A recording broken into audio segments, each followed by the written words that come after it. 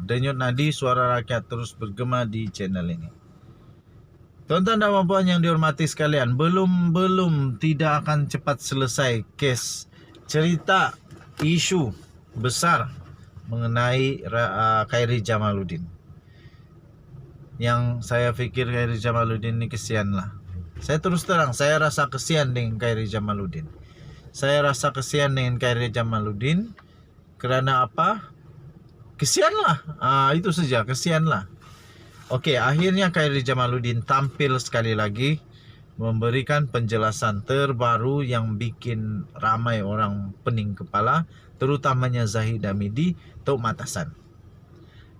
Daripada hmetro.com.my, PRU 15. Khairi Jamaluddin membuat pengakuan, saya ditinggalkan begitu saja. Katanya, wow, saya ditinggalkan begitu saja. Khairi Jamaluddin menyampaikan ucapan dalam perjumpaan sempena kempen #Kita Jelajah Sungai Buloh di sebuah restoran di Dewan Serbaguna, Kampung Batang Pagar pada hari ini. Kata Khairi Jamaluddin, saya yang kena usaha sendiri untuk dapatkan kerusi parlimen sebab sudah tiada kerusi lain yang available, masih kosong, kata Khairi Jamaluddin. Calon Barisan Nasional BN bagi Parlimen Sungai Buloh itu berkata, beliau mengambil inisiatif sendiri dengan menghubungi pengerusi BN Selangor, Tan Sri Noh Omar, berhubung pemilihan kerusi. Katanya, saya tidak mahu panjangkan polemik dengan Presiden UMNO, Datuk Seri Ahmad Zahid Hamidi, berhubung isu ini kerana tidak elok bercakap melalui media. Tetapi hakikatnya adalah saya tiada pilihan lagi. Saya tidak ada lagi pilihan lain.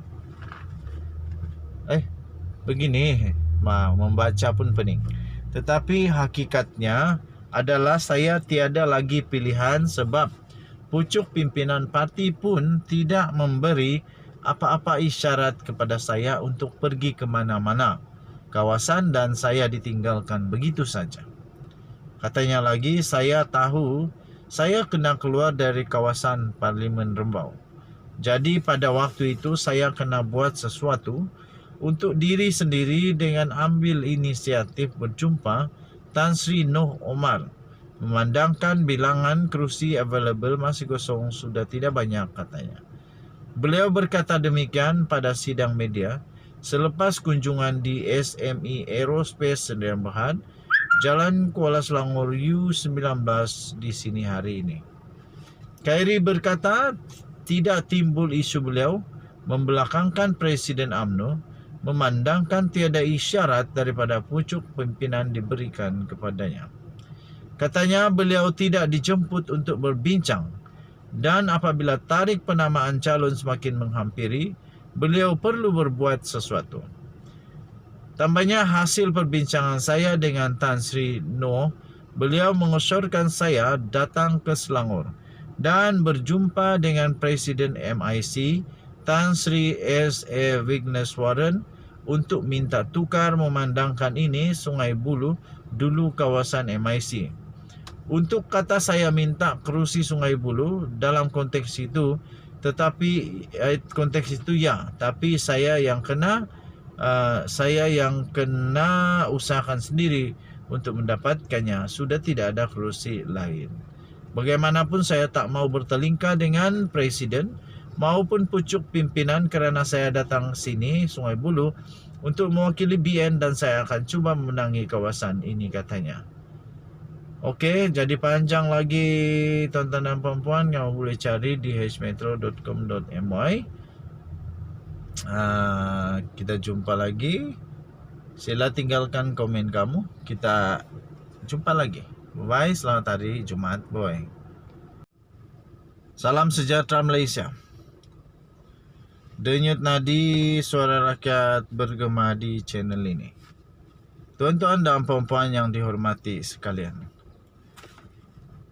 salah seorang yang saya sangat respect di Malaysia sekarang ini, terus terang saya cakaplah, yang ini saya berani terus terang, salah seorang yang betul-betul saya respect di Malaysia pada hari ini, saat ini adalah Ketua Hakim Negara, Tun Tengku Maimun.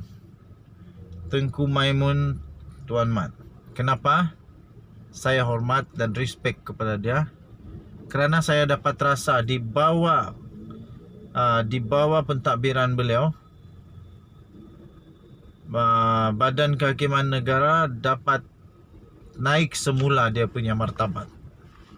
Dengan dia punya ketegasan, keberanian, tidak langsung dia terpengaruh dengan apa-apa kuasa pun, tak takut pun dia. Ugutan ke apakah dia tak takut. Tahniah diucapkan. Inilah yang kita mau.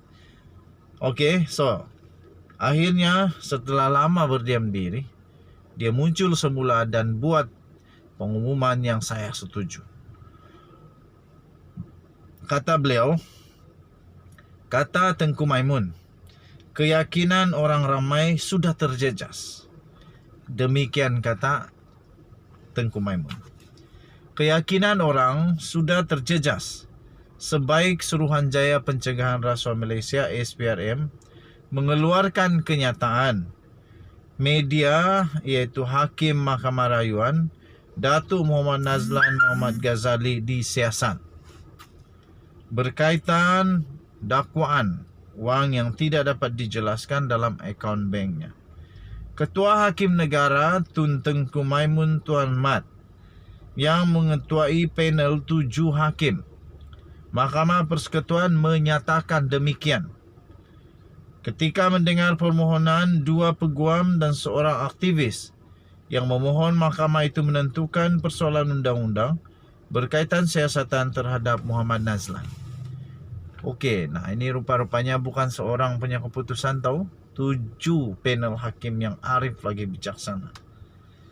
Muhammad Nazlan iaitu Hakim Mahkamah Tinggi yang telah mensabitkan Datuk Seri Najib Tun Razak dalam kes penyelewengan dana SRC International Sdn Bhd pada 28 Julai 2020 dan memerintahkan bekas Perdana Menteri itu dipenjara 12 tahun serta didenda 210 juta ringgit Malaysia.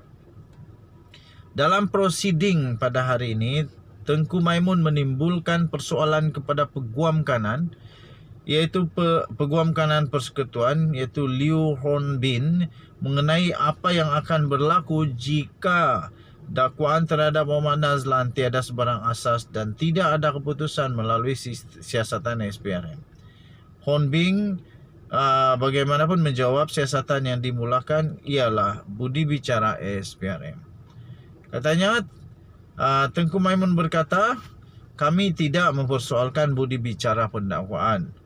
Bagaimana siasatan itu memberi kesan kepada kebebasan badan kehakiman.